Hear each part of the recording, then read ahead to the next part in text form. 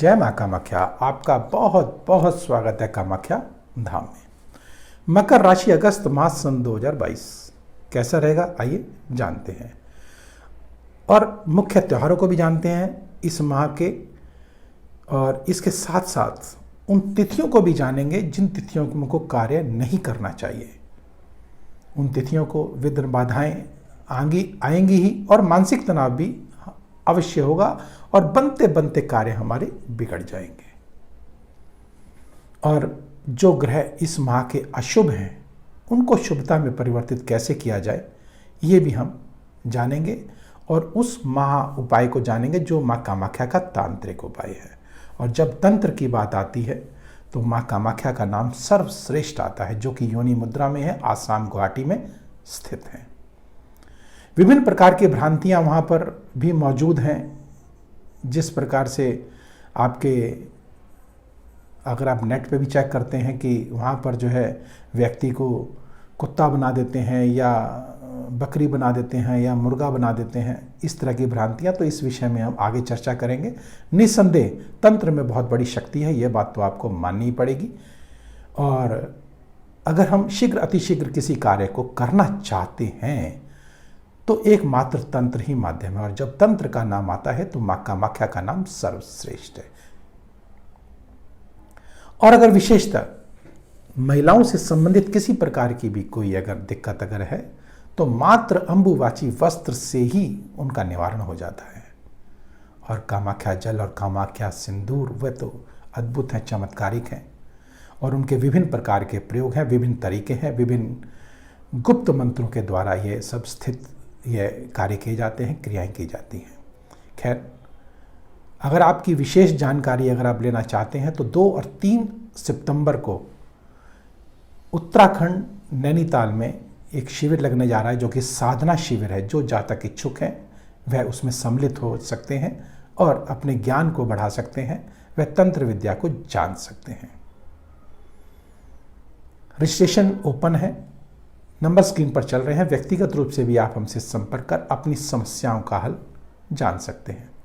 और हमारा कुंडली देखने का जो तरीका है, निस्संदेह वह तंत्र प्लस एस्ट्रोलॉजी अर्थात ज्योतिष का रहता है। किसी प्रकार की ऊपरी बाधाएं अगर होती हैं, नज़र दोष होता है, तो वह सब इस कुंडली में पता लग जाता है। आपको अगला वीडियो मैं निश्चित इसी बात पर आपको मैं दूंगा कि ग्रहों के माध्यम से हम कैसे पता लगाते हैं कि इसके ऊपर ये बाधा है या ये तंत्र क्रिया की गई है। निस्संदेह ऐसे हमारी कुंडलियों में योग होते हैं। और देखिए, ज्योतिष और तंत्र निस्संदेह अलग अलग नहीं है, लेकिन विषय बहुत विराट है, बहुत विराट विषय है। और अध्यात्म से भी जुड़ा हुआ विषय है ये। हम इनको अलग नहीं कर सकते। जैसे शरीर में हाथ हैं, पैर हैं या आंखें हैं, किसी अंग को भी अलग नहीं किया जा सकता, तो अपंगता आ जाती है। उसी प्रकार से आज हमने हर जो क्रियाएं हैं उनको जो है अलग अलग करके अपंगता कर दी है, लेकिन ऐसा निस्संदेह है नहीं। खैर, ये विषय अलग जा रहा है। बात यहाँ पर जो है मकर राशि की है, तो आइए मकर राशि पे पहले बात करते हैं और फिर आगे चर्चा करेंगे। 2 तारीख को नाग पंचमी है, 5 तारीख को दुर्गा अष्टमी है, 8 तारीख को पवित्रा एकादशी है, 11 तारीख को रक्षाबंधन है, 15 तारीख को गणेश चतुर्थी, 18 तारीख को कृष्ण जन्माष्टमी व्रत, वह 20 तारीख को गुगा नवमी और 24 तारीख को प्रदोष व्रत है, 27 तारीख को अमावस्या है, वह 28 तारीख को चंद्र दर्शन हमको नहीं करने चाहिए, मान सम्मान प्रतिष्ठा में हानि हो सकती है। 30 तारीख को हरितालिका तृतीया है, 31 तारीख को सिद्धि विनायक गणेश जी का व्रत है। आइए अब ग्रह गोचर पर बात करते हैं। अगर मकर राशि की बात करते हैं तो शनिदेव लग्न में ही विराजित है। और शनिदेव न्याय के देवता हैं और निस्संदेह द्वितेश के स्वामी हैं, भूमि के स्वामी हैं, तो भूमि आपको दिला सकते हैं और एक स्थिरता लाते हैं। अर्थात कार्य तो बनेंगे, लेकिन आपके धीरे धीरे बनेंगे और स्थिरता के साथ बनेंगे। भाग्य आपका अवश्य जो है उज्जवल होगा। और यहाँ से जब दशम दृष्टि से शनिदेव दशम भाव को देखते हैं तो दशम भाव ऊंचाइयों का भाव है, मान सम्मान प्रतिष्ठा का भाव है, लेकिन वहाँ पर केतु देव बैठे हुए हैं जो कि झंडा लिए हुए हैं। निस्संदेह अगर आप इलेक्शन में खड़े हैं या राजनीति से जुड़े हैं तो निस्संदेह इस समय आपका एक तरह से ऊपर ऊंचाइयों को आप छूने जा रहे हैं, निस्संदेह छूने जा रहे हैं। और अगर कोई कोर्ट केस अगर आपका कोई इस समय लगा हुआ है तो उसमें भी आपकी जीत पक्की होने जा रही है। लेकिन ध्यान रखिएगा 17 तारीख को यही सूर्यदेव यहाँ से जो है जब अष्टम भाव पर पहुँच जाएंगे तो उस समय आपकी हार हो सकती है। उससे पहले अगर 16 तारीख से पहले निस्संदेह आप विजयी अवश्य होंगे। लेकिन सूर्य और शनि आमने सामने होने से पिता पुत्र में मतभेद होने की संभावना भी बढ़ जाती है। तो कृपया करके धैर्य रखें, अपने पिता से किसी प्रकार का विवाद ना करें।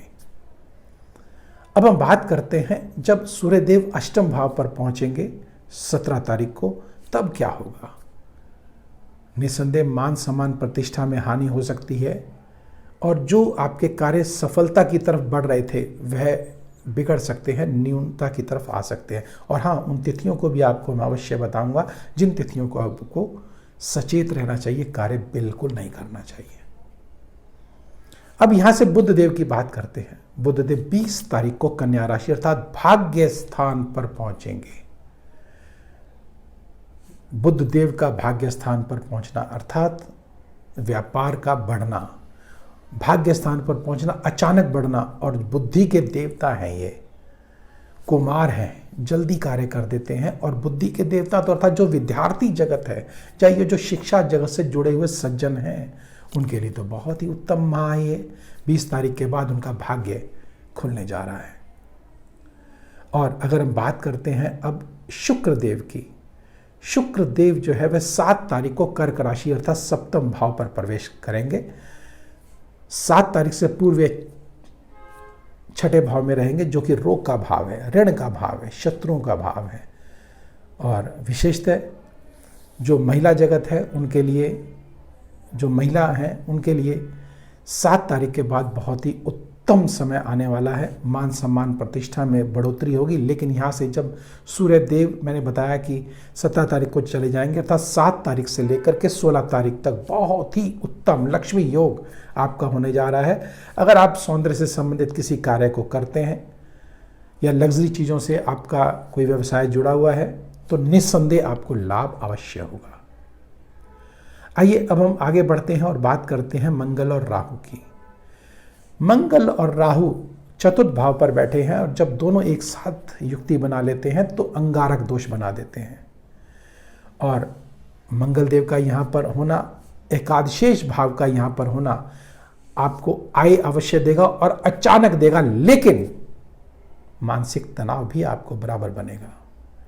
बनते बनते कार्य आपके बिगड़ भी सकते हैं क्योंकि राहु देव यहाँ पर बैठे हैं। अगर आपकी कुंडली में राहु देव की अर्थात मूल कुंडली में राहु देव की स्थिति अगर उच्च अगर है तो निस्संदेह अचानक धन, भूमि, वाहन, आय और शेयर बाजार से जुड़े हुए हैं तो शेयर बाजार में पैसा आप अगर लगाएं आपको बहुत बड़ी उपलब्धि आपको होने जा रही है। और जो जातक विदेश जाना चाहते हैं उनके लिए भी यह माह बहुत ही उत्तम है क्योंकि बृहस्पति देव भाग्य स्थान को देख रहे हैं और एकादशेष भाव को भी देख रहे हैं।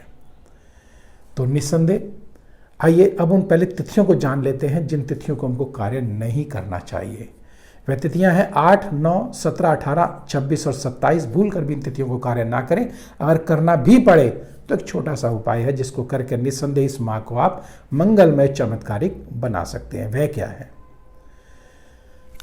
घर में आपके छोटी इलायची होती ही है, उसको आप अपने मुंह में रखिएगा और एक छोटा सा मंत्र है माँ कामाख्या का, क्षौम ओम ओम ऊठा, उसकी एक माला जाप करिए तो निस्संदेह यह माह आपके लिए बहुत ही उत्तम रहेगा। और हाँ, घर में जो बहन, बुआ, बेटी अगर हैं उनके साथ आप कोई अगर उपहार उनको दे देते हैं, उनका सम्मान करते हैं तो निस्संदेह यह माह आपके लिए एक चमत्कारिक रूप लाएगा और आपको धनवान अवश्य बना देगा, अर्थात आपके भाग्य में वृद्धि अवश्य होगी। तो अब जाने से पूर्व एक छोटा सा निवेदन, लाइक करें, सब्सक्राइब करें और बेल बटन का अवश्य दबाएं, जिससे अगला वीडियो आपके पास सबसे पहले पहुंचे और आप लाभान्वित हो सकें। तो अब मुझे दीजिए आज्ञा। जय मां कामाख्या।